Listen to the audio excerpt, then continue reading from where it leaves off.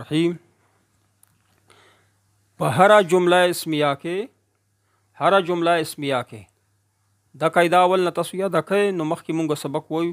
ترکیب کې به تاسو دغه قاعده په کار راځي. یعنی څومره اسانه قاعده ده چې په هر جمله کې اسمیه کې چې کم هغې د پر کم خبر واقع شوي په خبر کې کاغه خبر جمله اسمیه وي او کاغه خبر جمله فعلیه وي. د مبتدا خبر جمله اسمیه رتلی شي کنه او د جمله اسمیه خبره یو مبتدا وي کنه یو خبر وي. د مبتدا خبر جمله اسمیه هم رتللی شي د مبتدا خبره جمله فعلیه هم رتللی شي. وګوره د زید ذهب الى المسجد دا جمله اسمیه ده خو خبر یې چې کوم ده هغه جمله فعلیه راغلی. زید مبتدا ذهب الى المسجد دا فعلیه ده د جمله یعنی پورا جمله فعلیه ده د پر خبر راغلی. نو په هر جمله کې به یو ضمیر وي یا ښکارا وي یا پټ وي چې هغه به عاید وي د مبتدا طرف ته. بس دغه قاعده وه چې هر خبر کې به د مبتدا پر چې کم خبر واقع شوی نو هر یو خبر کې به یو ضمیر وي چې هغه به عاید وي مبتدا طرف ته پټ پي. نو زید اخوه طبیب دکه هو ضمیر ښکارا دی چې دا عاید دی کم طرف ته مبتدا طرف ته چې هغه زید دی. زید ذهب الى المسجد د دې خبر چې کم دی دا جمله فعلیه ده. نو جمله فعلیه کې ذهب کې ضمیر پټ دی چې هغه هوا ضمیر دی. د ضمیر خو تاسو وایي دا مخکې راشي د فعل کې به دا ووایي تاسو جمله فعلیه تاسو ویلې نه ده فعل کې به ووایي چې ذهب کې هوا ضمیر دی ذهبا کې هما ضمیر دی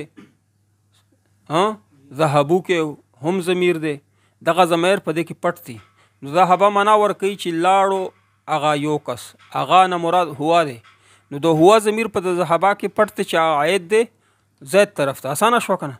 یعنی کومه قاعده مونږ وویله دا قاعده به تاسو ته په کار راځي چې په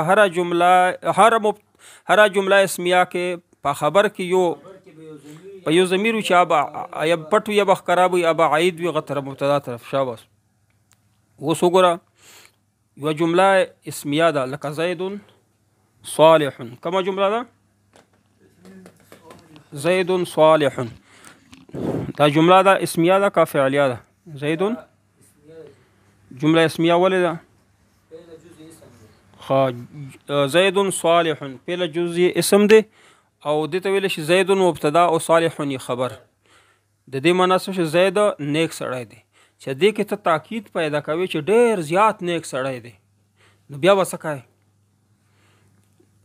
نن به مونږ سبق دا دی چې جمله اسمیه کې ته تاکید پیدا کوي چې دغه خبره ډېره مضبوطه ده شک شبه پکې نشته. نو بیا به څه کوې؟ نو بیا به د مبتدا نه مخکې ان ولګئ. ان څه شی به ولګئ؟ ان به مبتدا نه مخکې ولګئ. ان مبتدا نه مخکې چې ان ولګئ نو د ان دا معنا قرآن پاک کې راغلي که ان الله غفور رحیم ډېر ځایونه راغلي که نه د ان تاکید ورکوي نه خامخا دا خبره داسې ده بله نه ده. خو لیکن چې کله ان ورسره ولګي نو داسې به نه وایي چې زید مبتدا او صالح خبر. بیا به داسې وایي چې زید اسم د پاره ده ان او مبتدا چې کم دی نه خبرې چې کم دی صالح خبر د پاره ده ان. په هغه کې به داسې وایي په ترکیب کې. ټیک دی څرنګه ایو بله تبدیلي پکې راځي. خو دا خبره تاسو یاده کړئ چې ان ولګېده که نه نو داسې به وایي چې ان زید مبتدا اسم د پاره ده ان او صالح خبر دا اسم د پاره دا خبر د پاره ده ان. ترکیب کې به داسې وایي. خو یوه بله تبدیلي په دې کې کېږي چې ان ورسره ولګي. تاسو دا ویلي وو که نه چې مبتدا بس شي مرفوع وي خبره به مرفوع وي. دا ان چې ورسره ولګي دا یو تبدیلي کوي په خبر کې نه کوي په مبتدا کې کوي. سم تبدیلی کوي چې دا مبتدا چې دا مرفوع نه ګرځي بلکې بیا به منصوب ګرځي. اوس ته منصوبه وګرځوه ان زید صالح ته به څنګه وایي؟ ان زیدا صالح. خبر کې خو تبدیلی نه راولي که نه صحیح دی. اوس قرآن پاک کې چې کومې جملې راغلي دي کم کلام دی هغه به تاسو څه کوئ څو مثالونه دي هغه به تاسو په کې به تاکید پیدا کوي. الله فرمایي چې الله غفور الله غفور. اوس دې کې تاکید پیدا که څنګه به وایي ان الله غفور. اوس راغلی دي چې انتم جاهلون. انتم دې کې تاکید څنګه پیدا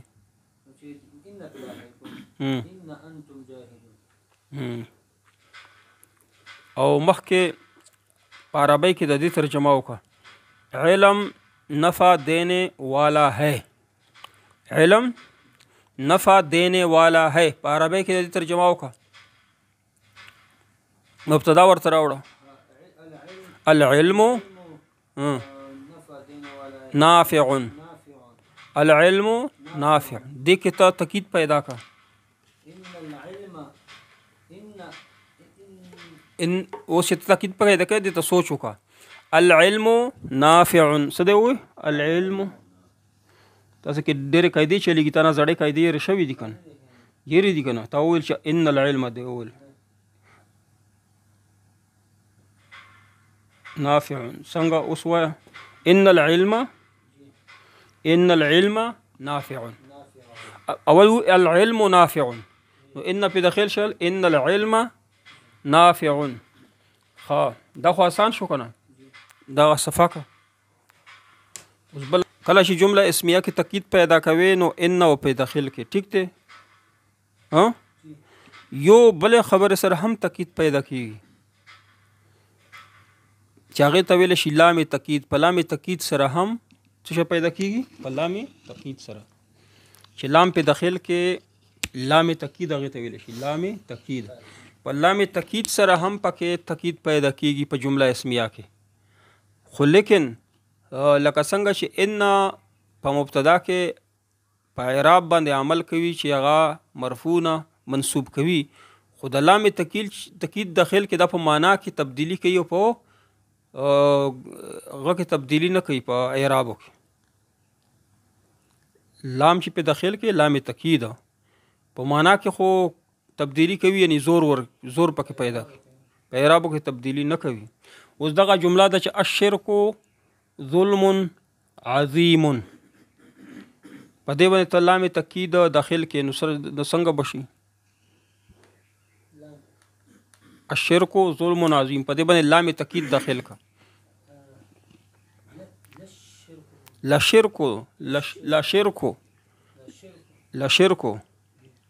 لا شرک ظلم عظیم ٹھیک شو دا لام تاکید چې په داخل کې نو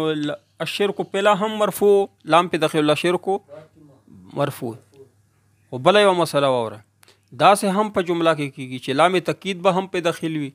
او ان او په داخل وي دا پاره د دې چې خزور اور تاکید پکې پیدا شي ٹھیک ته بیا به څه کوي چې لام هم پکې لام تاکید پکې داخل وي ان پکې داخل نو دکې یو تبدیلی کوي دا ان کې زور ډیر زیات دی. اوس وکړه لا شرک سره ان ولګو ان لا شرک بشي کنه ان دلته ان مونږ ولیکل کنه صحیح دی ان لا شرک ظلم عظیم. خو لیکن چې کله ان هم په داخل شو او لام تاکید په داخل شو دا ان چې کم دی کنه دا وایي چې دا لام تاکید ته چې مالا ځای راکړه مبتدا سره به زه ځان ټچ کوم ته ورسره مه ټچ کړې لام تاکید خو ته په داخل که کنه لشور خو چې کله ان په داخل شو نو دا ان به دا لام تاکید ته وایي چې دلته نه پرېږدم په ده کې زور ډېر دی دله دکا ورکوي ښه د لام ته دکا ورکوي لام خو لرې کولی نه شي لام تاکید خو دله به دکا ورکوي مخکې به راوغورځوي چې کله د ان لام ته دکا ورکي نو ان به خپل ځای ته راشي نو ان شرک بشي ځکه چې ان منصوبوي که نه او د لام بدل ته راوغورځوي د بل مخ ته څه شي ظلم ته به راوغورځي نو ظلم سره چې لام ولګوي څه شی بشي لظلم عظیم ان الشرک لظلم عظیم. یاد شو درته اوس چې بله جمله درته وایم تاسو ته به یاد وي ابه جوړه کړئ یعنی چې ان کله داخل شي او لام تاکید په داخل شي او اوس په دې لام ته لام تاکید نه وایي دې ته به لام مزحلقه لام مزحلقه دا ځان سره یاد کړئ لام مزحلقه زحلقه ولیکئ ځان سره مزحلقه لام مزحلقه د ډسپلیس لام صحیح دی لام مزحلقه څه مطلب کوي د ډسپلیسډ یعنی بې ځایه کوي بې ځایه شوی د ډسپلیسډ لام مزحلقه لام تقید نه لام مزحلقه جوړ کو چا ورنه جوړ کو ان ورنه جوړ اوس په بله جمله راوړم بیا به تاسو هغې جملې کې لام تقید به هم پکې ولګوئ او ان به پکې ولګوئ بطش ربک بطش ربک شدید بطش ربک شدید لام پہ ولګوه لام تقید نو څه بشي لا بطش لام زبر لا بطش ربک شدید اس قسم تبدیلی نه وکړه معنا کې تبدیلی وکړه چې د الله پاک پکړ چې دا ډېر مضبوط دی ډېر زیات مضبوط دی لام تقید پیرا اوس ان ولګوه ان بس کار کوي اوس ووایه شاباس اول خو به د لام وغورځئ وبه نه غورځئ مخکې به بوځي نو دلته بشي ان بطشه صحیح دو دا بطشو په اول کې ځکه چې دا بطشو ربک نو ان په داخل شو شول ان بطشه شو د لام به وغورځئ دلې مخکې خبر یې څه ده خبر طرف ته به راوغورځئ خبر یې شدید ده که نو لام بدلته وایي لشدیده ان بطش ربک تاسو خو کولی شو بله جمله درته ښایم زر یې وایي خبر ده به لام به ورکړه الانسان فی خسر الانسان فی خسر دې کې لام ولګو ان ولګو پهله ان الانسان نه به انسان جوړ شي ان الانسان لام به چېرته به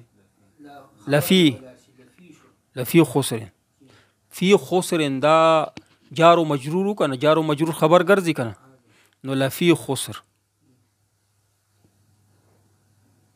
یو بله جمله ده انت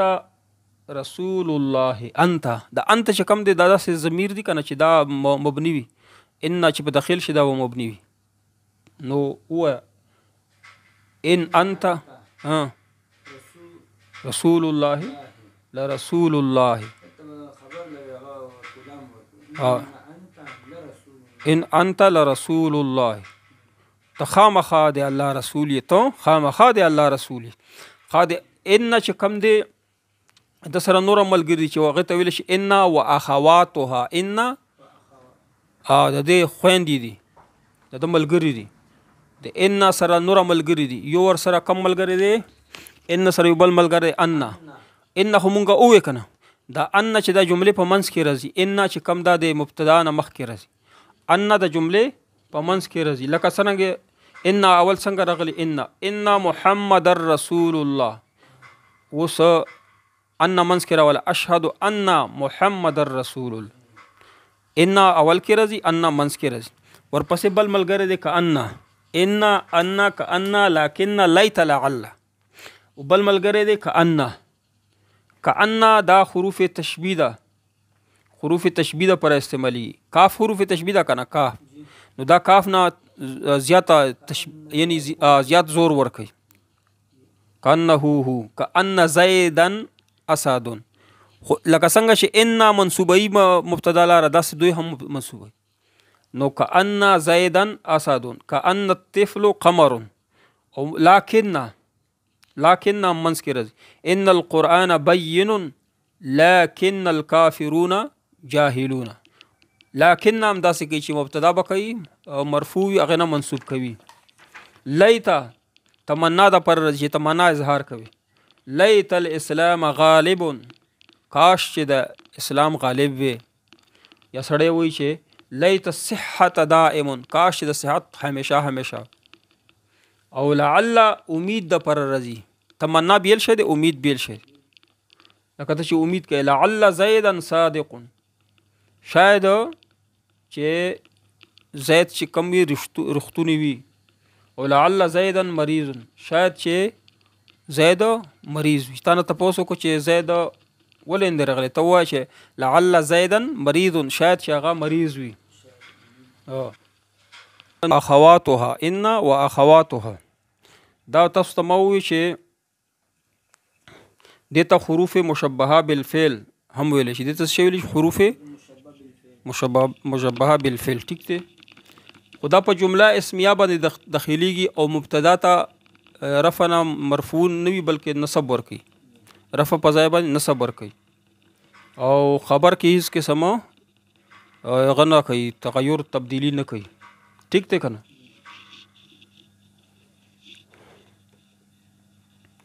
او کلا کلا دا حروف مشبهه بالفعل یا ان واخواتها دا په ضمائر باندې هم داخليږي کنه لکه انت باندې موږ داخل او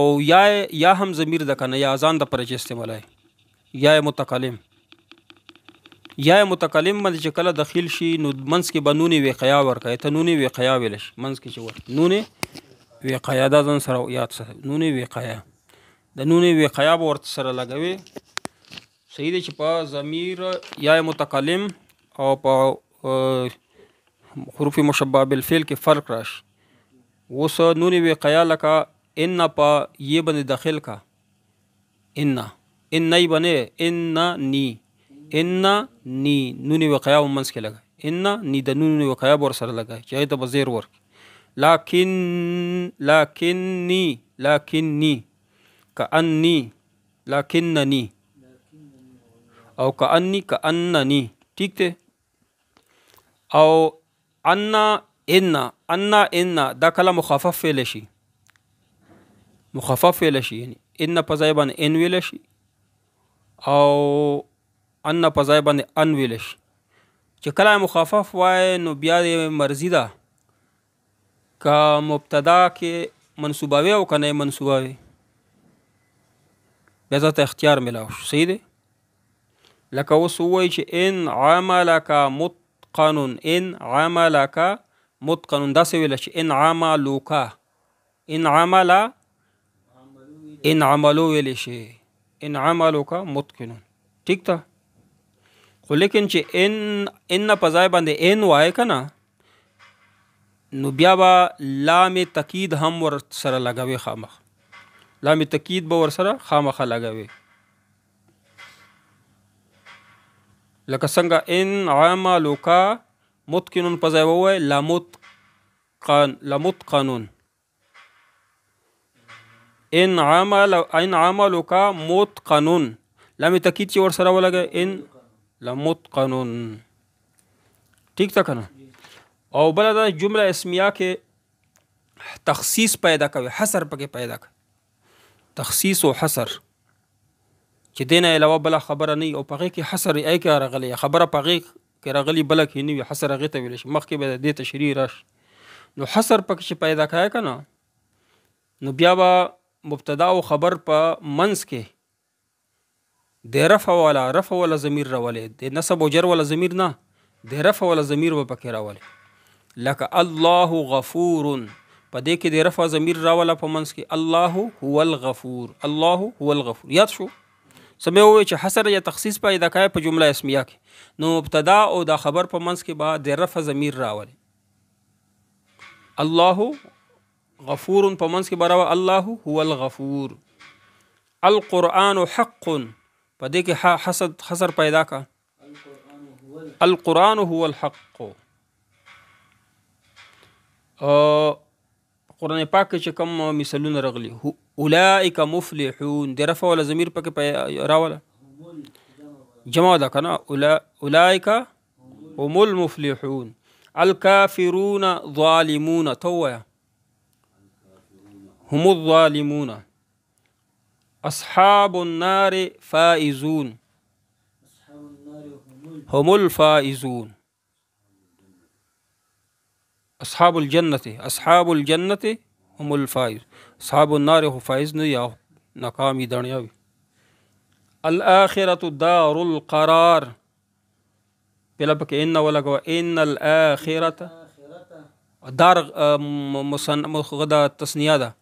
هي دار القرار یاد شو کنه دار چې کم دی کنه او سمئی مؤنث دی کنه نو هو دار القرار ان الآخرة هي دار القرار. قرآن پاک کې راغلی کنه الدار الاخرة حیوان. الدار الاخرة ان الدار الاخرة ان الدار الاخرة حیوان هي الحيوان. دا هي الحيوان هم راغلی. صحیح دی. اوس دا سبق مونږه اول نن سبق کوموي چې جمله اسمیه کې ان او اخواتها دغه استعمال چې هغه ته حروف مشبعه بالفعل هم ویل شي. اوس په بیا سبق چې کوم روان دي پغې کې مونږه جمله اسمیه چې هغه مونږه به منفي څنګه جوړو. منفي هغه هم قاعده اسانه ده. ټیک ده.